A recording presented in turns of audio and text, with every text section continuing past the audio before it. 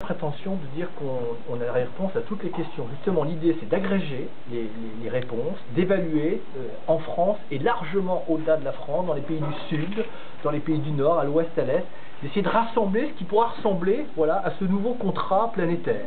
Voilà. Mais il va falloir s'extraire de cette croissance qui nous asphyxie et qui, de toute façon, dans un monde qui ne s'étend pas, nous précipite vers l'abîme. Voilà. Alors, comment on peut passer du quantitatif au qualitatif, comment on peut aller vers cette croissance sélective, comment on peut anticiper l'après-pétrole, puisqu'on a deux obligations de sortir du pétrole, en tout cas de s'en affranchir, c'est de réduire nos émissions de gaz à effet de serre et notamment de CO2, et puis parce que là aussi le stock s'épuise.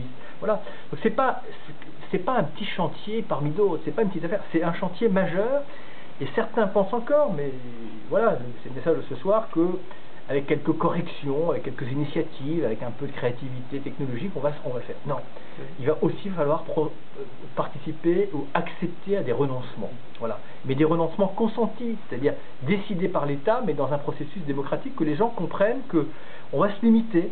Il y a un certain nombre de choses qui ne seront plus possibles. Il y a des économies qui vont être obligées de se relocaliser. Voilà. Et ça, c'est vrai que c'est un changement complet. Et il faut aller très loin dans l'interrogation et dans la proposition, parce que là on est trop timide et on est dans une crise majeure, donc il faut avoir une audace majeure.